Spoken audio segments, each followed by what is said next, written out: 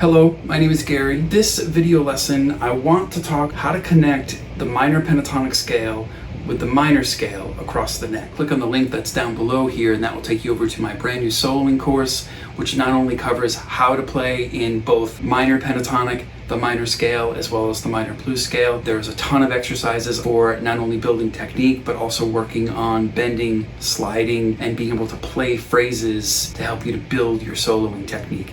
Please go check that out. The best place to start would be just simply on the 5th fret with pattern 1 on the A minor pentatonic scale. The notes in that scale are A, C, D, E, G, and A in 2 octaves. And then from here, A, C, D, E, G, A, and then there's a C right here. This is a must-know scale. Now, it's important for us guitar players to be able to play the scale not only in that one position, in any position going across the entire fretboard. This is something that you're not already familiar with. You want to make sure you familiarize yourself with all of the patterns going across the neck. For example, if I were to start here on the 8th fret, I take the same scale and play the A minor pentatonic scale, starting on the 8th fret. So that is 8, 10, 7, 10, 7, 10, 7, 9, 8, 10, 8, 10. Now, that is the exact same scale that I'm playing here in the 5th position, but I'm just starting it here from C, which in the key of A minor, C is the 3rd note of the scale. A, B, C, D, E, F, G, A. So if we were to number each one of those notes in relationship to each note in the scale, then we could put a pattern number on top of each one of those starting points. So because this pattern starts on C, I'm going to call that pattern 3, A, B, C. I know it's the 2nd pattern, but later on when we're trying to connect the theory to this, it makes it a little easier to understand. Now going up here to the 10th fret, this is what I call pattern 4, and it begins on D. D is the 4th note of the scale. D, E, G, A, C, D, E, G, A, C, D, E. The frets for that would be 10, 12, 10, 12, 10, 12, 9, 12, 10, 13, 10, 12. Now for pattern 5 of the minor pentatonic scale starting on E, again I'm calling it pattern number 5 because it begins on the note E, A, B, C, D, E. I'm going to do E, G, A, C, D, E, G, A, C, D, E, and G. So that is 12, 15, 12, 15, 12, 14, 12, 14, 13, 15, 12, 15. So there's one more of these patterns to pay attention to, which not only could be played here on the 15th fret, but could also be played from the same starting note here on the 3rd fret, just down an octave. But either way, I call this pattern 7 because it begins on the note G, which would be the 7th note in an A minor scale. So the notes there are G, A, C, D, E, G, A, C, D, E, G, and A.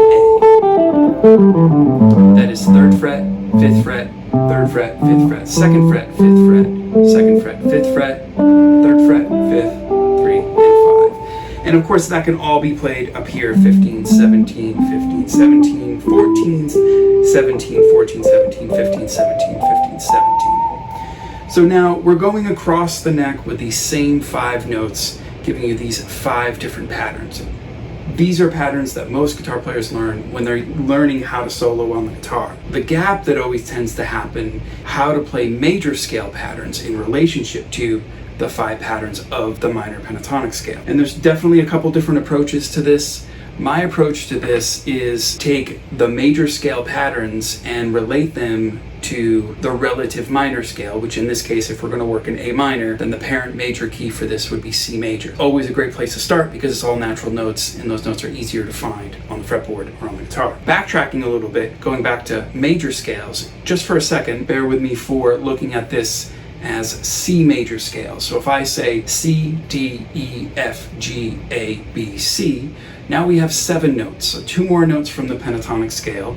So there's going to be 2 more patterns if we make a pattern from every note in the scale. We want to number those patterns in relationship to the starting note in the scale. So of course pattern 1, starting here on C, would be C, D, E, F, G, A, B, C. And then the next octave. So the notes there would be 8, 10, 12, 8, 10, 12, 9, 10, 12, 9, 10, 12, 10, 12, 8, 10, 12. So that's C, D, E, F, G, A, B, C, D, E, F, G, A, B, C, and then another D and one more E.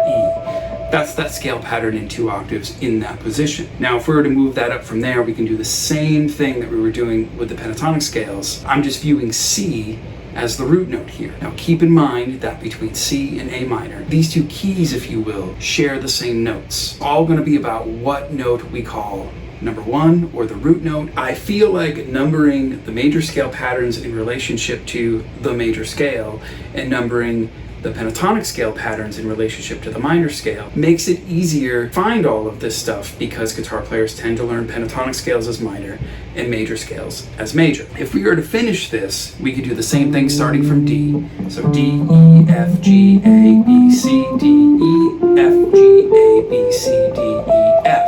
10, 12, 13, 10, 12, 14, 10, 12, 14, 10, 12, 10, 12, 13, 10, 12, 13. Now from here, we're going up to E. So that would be from the 3rd degree, E, F, G, A, B, C, D, E, F, G, A, B, C, D, E, F, G. Now from here, we could go to F, which is what I call pattern 4, which is F, G, A, B, C, D, E, F, G, A, B, C, D, E, F, G, A. That repeats here also on the 1st fret. And then from there we would go to G, G, A, B, C, D, E, F, G, A, B, C, D, E, F, G, A, B.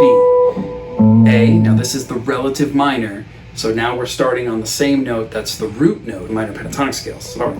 So that's A, B, C, D, E, F, G, A, B, C, D, E, F, G, A, B, C. From the 7th degree, which is B, B, C, D, E, F, G, A, B, C, D, E, F, G, A, B, C, D.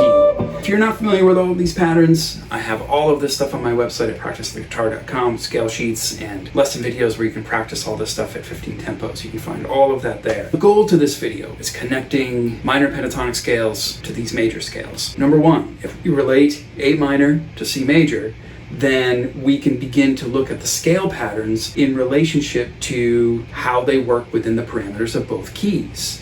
And we can begin to overlap the notes of both these major scale patterns, which we're going to apply as minor in this case, and these minor pentatonic scale patterns. So going back to A minor pentatonic here, right? A is the 6th degree of C, but is the starting note of A minor. From the major scale, if I look at pattern 6,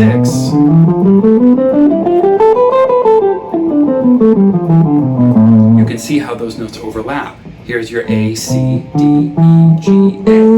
Here's your A, B, C, D, E, F, G, A.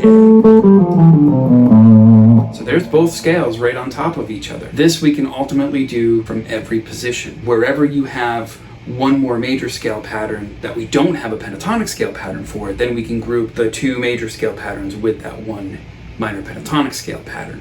And then it will all tie in perfectly. Let's go through that. Pattern 1, minor pentatonic. Now I'm going to say pattern 6, but of the A minor scale. Now I'm going to go over here. I'm going to say pattern 3, because it starts on 3, of the 3rd degree of the minor pentatonic scale, or the minor scale. Now you're going to have 2 overlapping patterns, because you could play the major scale starting from B, but you could also play the major scale starting from C.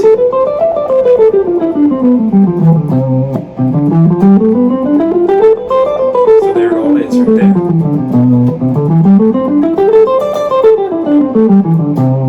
So going up to the 10th fret, starting from D here, we would have, again, what I call pattern 4, the minor pentatonic scale. That would overlap with pattern 2 of the major scale.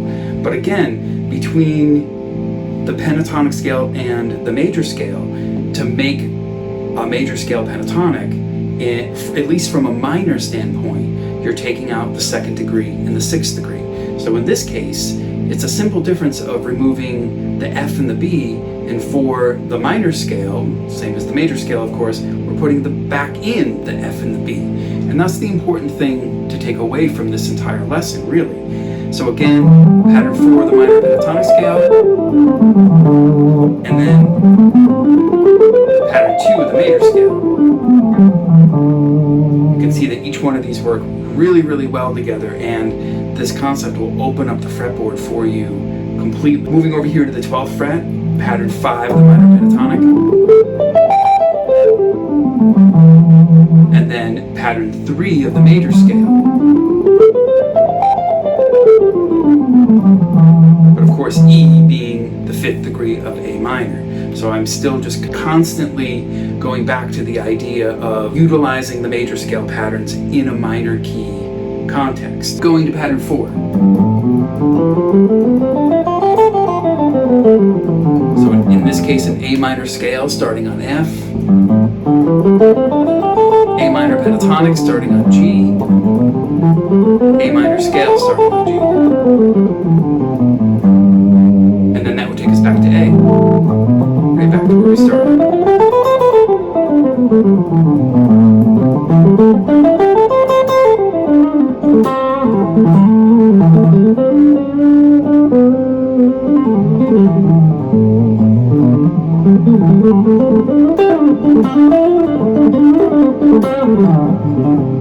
You can see when you combine the pentatonic scale with the major scale, you can switch back and forth between essentially taking that F and the B out and putting the F and the B back in. I do feel learning the patterns and being able to play the shapes not only helps you build your technique, but also helps you to learn where these notes are on the fretboard and be able to access them and put them in and take them out when you want to.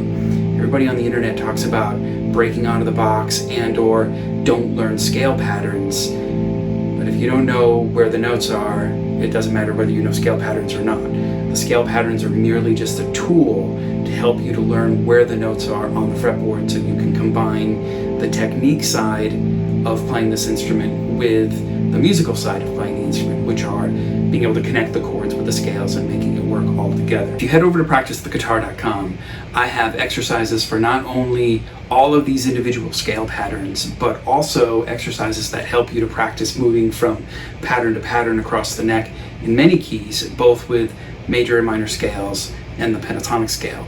This will help you to be able to easily play not only in a minor key, but also in a major key. But the idea that you only have to learn these two sets of patterns that you can apply to learning the theory on the fretboard, a little bit of music theory, a little bit of fretboard knowledge, you start putting this stuff together and it will make a lot more sense to you, and you'll be able to make the music that you want to make and play the ideas that you hear in your head, getting that connection between here, and here. So head over to practicetheguitar.com and go check that out.